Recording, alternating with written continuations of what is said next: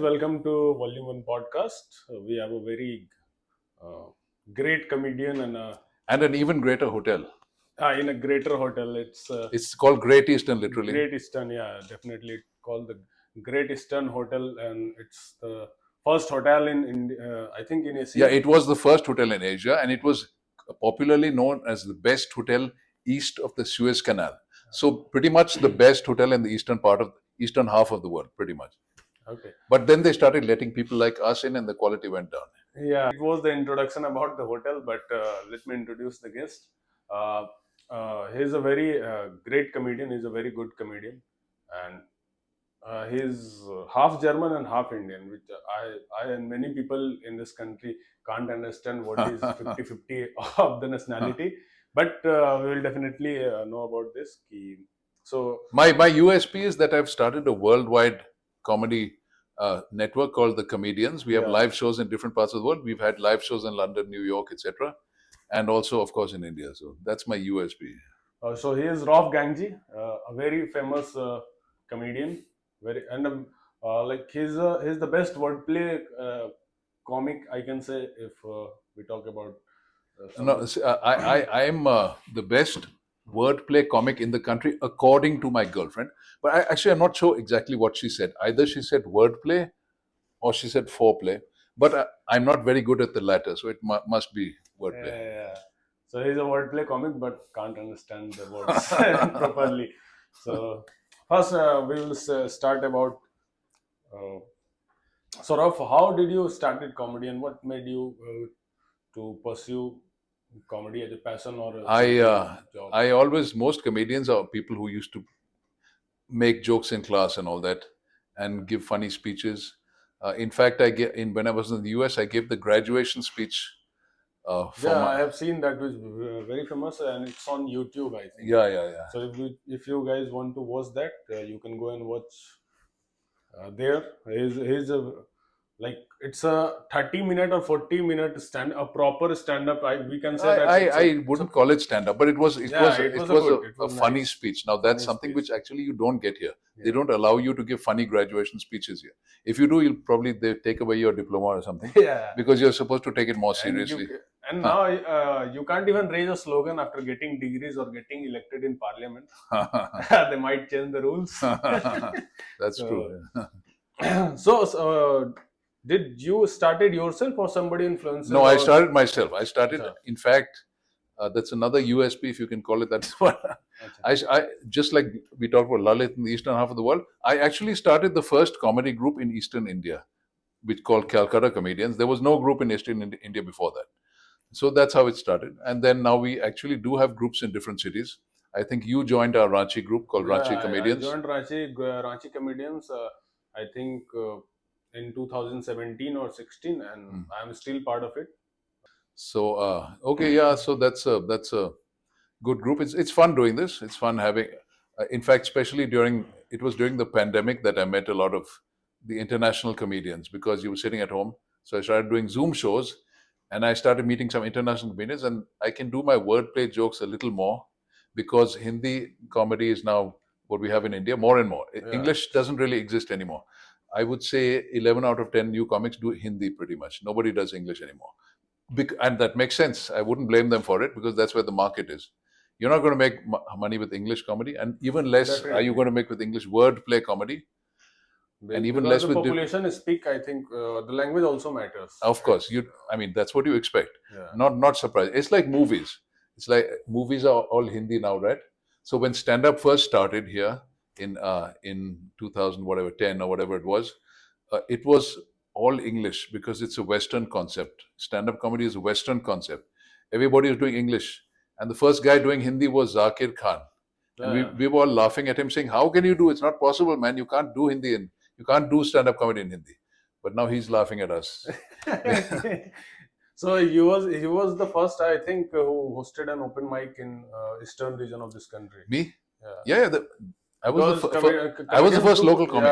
And comedian group was the first, I think. Yeah, there's a guy called Papa CJ who's from Calcutta, but he's Delhi based. He's not Calcutta based. He was in the UK, I think, and he started doing comedy over there.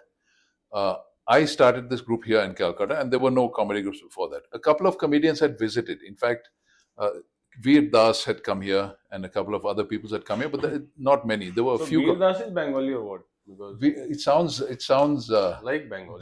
Das is no, he's not actually. Acha. If you hear Das, you'll think he's Bengali, Yeah. but it's like Das Auto. Volkswagen is not Bengali; it's German. Yeah, something like that. Yeah. So you were talking about Papa CJ. Papa CJ is one of the comedians who influenced me, Okay. and he like supported me or just show me the path that how can you do comedy or where you can go and join. And in fact, he told me about comedians group that there is some group who are doing open Yes, mics yes. nearby your city, and that time Ranchi was not that much. Into these stand-ups Yeah, and all. yeah, yeah. So he said ki you can, if you can travel, then you can go and join and do open mics. Then I contacted you. Yeah. So this was the introduction. Now we'll talk about the writing process. You can interrogate me now. Yes. No, Carry on. not interrogate. Why would I interrogate? You just look like an FBI agent. Yeah, man. I look very shady. I look shady. I look shady. Yeah, That's true. in Kolkata. So it's a. So what is your writing process? Means how do you write jokes? I sometimes I sit down and write, or sometimes I just think of a line or two and try it out at an open mic. And then, of course, sometimes you have, when you're talking to people, you come up with something, what they call crowd work in comedy. Sometimes an idea comes up during crowd work. When you're talking, you start talking to the audience for a few minutes, and then you get some ideas that way sometimes. But otherwise, it's like any other writing. You sit down and try to think of some jokes on a certain topic. That is pretty much like any other writing. And like any other writing, the more you do it, the easier it becomes. The same rule applies to performance. The same rule applies to writing. When you perform, the more you perform, the better you are as a comedian. Similarly, as a writer, the more you write, the better you become as a writer. In fact, I used to be a writer. I used to write a humor column. I've seen that. Yeah. Bird quirky jokes you said, no? Like, There was a column which used to appear on the op-ed page of the Statesman newspaper, Acha. and it showed the back of my head, and the name was In Hindsight. Now that the joke is, when you something in hindsight, oh, okay, in hindsight we should have done this. So when you look back at something, it's easier to analyze it after that. it's over. Yeah, When you're trying to figure out something out, it's not so easy on the spot. But in hindsight, acha, in hindsight this, in hindsight we should have done this. So that's the joke about the phrase in hindsight, and actually showed the picture of the back of my head and said the name of the column was In Hindsight. So the phrase itself becomes a joke. Nobody's going to write a column called In Hindsight. You write a column about something that's going on or something that happened, but in hindsight itself is a funny phrase to use for a column. So I did that. And but what is the main process of your writing? Like as a Hindi comedians, we just observe things and Okay. or listen someone's Right. So that's observational comedy. There are two types of comedy, as you know. Observational comedy, which is 100% of comedy in India, and there's wordplay comedy, which I do. Okay. That is, if any of you, the people want to check out some really twisted wordplay, which nobody will understand except them, then go to my website, which is not called wordplay but bird play. Okay, like birds playing, bird play, and you'll get a comic strip which is updated every day. And those are difficult wordplay jokes, really twisted wordplay humor, but some people enjoy that, so you can check that out. So that's what I am asking. Yeah. What's the main process of a wordplay comic? How do wordplay comics write jokes? What are their thinking behind a joke? You just have a habit of just playing with the language and thinking of, if somebody says something, you try to twist it. Like before this, when we started, you said we're going to have volume 1. So I said, okay, let me raise the volume to volume 2 and make it louder. So you have a habit of making those jokes. Some people just make jokes, and in fact, that's kind of becomes your personality. That's what I've been doing since school. And most comics have always been funny in school and so on. And then it's just a question of sitting down and writing. It's not really any set process. I mean, they say there's certain rules of comedy, but that's something which you learn while performing, because when you write something, you can't be 100% sure that it will work. You have to write something funny and then try it out. But in my case, I have enough experience to pretty much know that it will work. but that comes after some time. You don't get that immediately, and I can't really tell anybody exactly how to do that. That comes with experience. But in the beginning, you just try to do some humorous writing and try it on stage and see if it works. Later, you become a little more aware of what will work and what won't work, and sometimes you can. Nowadays I often do a new joke in a show, even without trying it at the open mic, because I know it's going to work. So you come to that stage eventually. Otherwise, it's just a question of sitting down and writing, like any other writing, because you don't understand that at first, and nobody can make you understand it. You just have to try it. You have to try some writing and say, okay, if I perform like this, it will be funny, and then you go and try it at open mics. That's the process in the beginning, and that's the advice to give That's the people. only process, I think. That's it. That's the only That's the process. only process That's of it. That's it. being a That- stand-up comedian, right, that right. you have to go to open mics.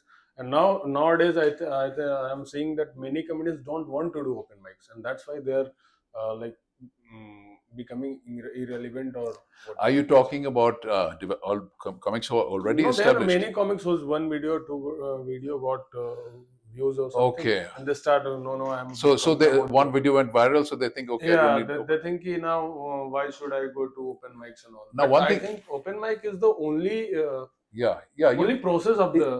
it's like anything else. Cricketers, even when they become good cricketers, they still spend a couple of hours at the Yeah, nets, because that's how you develop. regularly. It applies to everybody and everything. So not only do you need it to develop into a comedian, but you need it after developing into a comedian to keep improving, and also to keep in touch.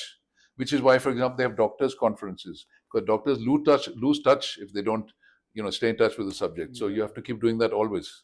The more you practice, the better. Maybe some comedians are doing so many shows, so many paid shows, unlike us, that they don't need any extra practice. They get the practice.